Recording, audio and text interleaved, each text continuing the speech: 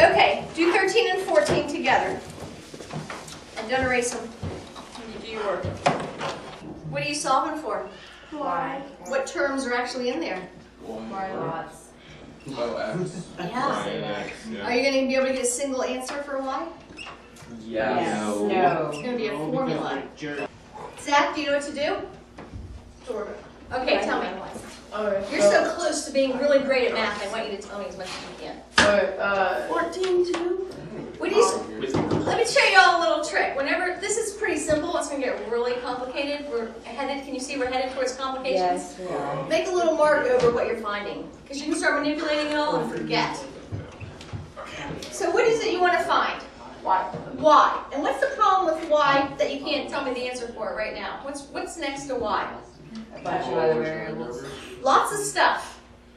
And you want it to look like Y equals, right?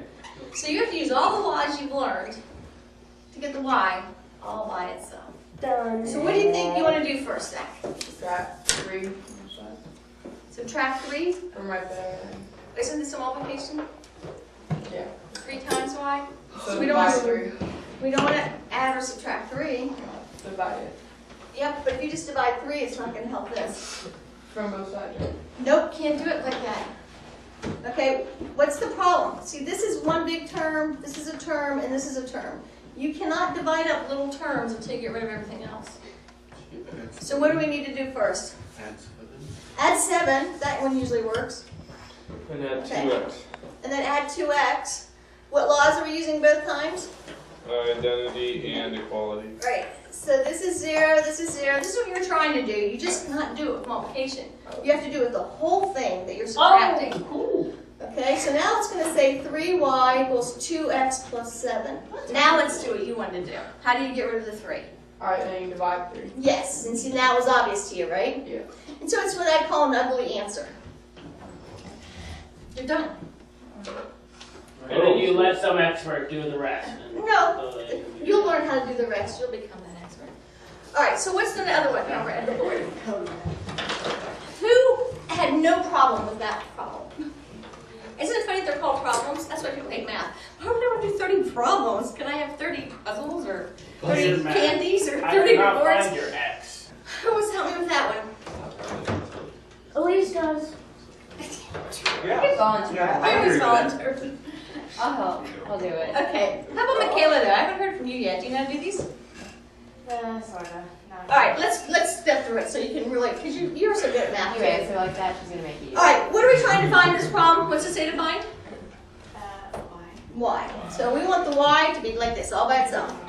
So I have to get rid of everything that's attached to it and get it to the other side. So it's all alone. So what am I going to do, Michaela?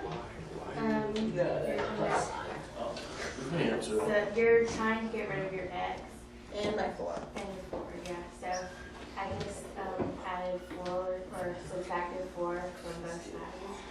And? And then -3. All right, so that leaves you with a negative 3y, because that's the identity law for addition and subtraction, right? And then put your like terms together here. So what would this end up looking like if I had all this on the right? -3xy minus 8. That is 3x plus Plus y 8. minus 8, right? What's actually here that we don't bother writing? Plus sign. It's positive.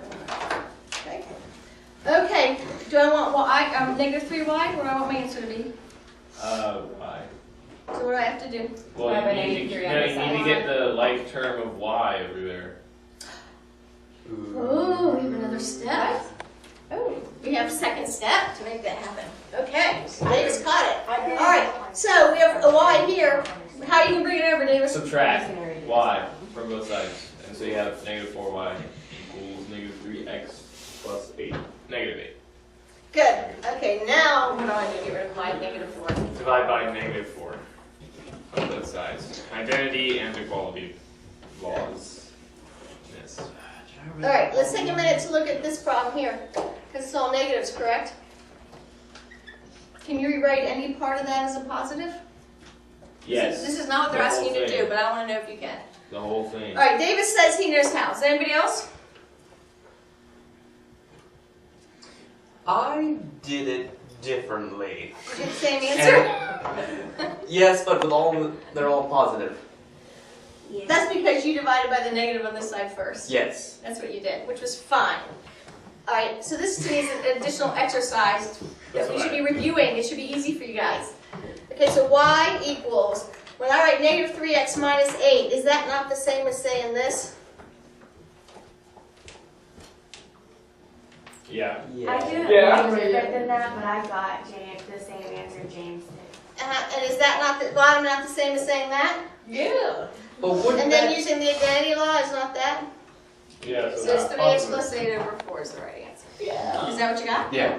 Okay. well, I got y equals 3, 4, Wait a 6. second. You could have gotten rid of it up here. You could divide 8 by 4 and get 2.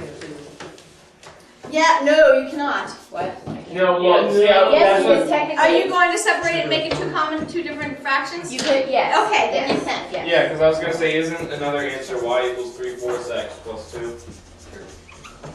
Yeah, you Yes. end up with. Alright, so this is what I like about you guys. You see Just other making sure I ways wasn't crazy. to do things. Does anybody see what they did? 3x divided by 4 is this. And did they only do this, or did they also do 8 divided by 4? I also did 8 by divided by 4. Alright, you have to do 4 divided by the whole thing if you're going to simplify. If you don't see what to do at this point, leave your answer 11.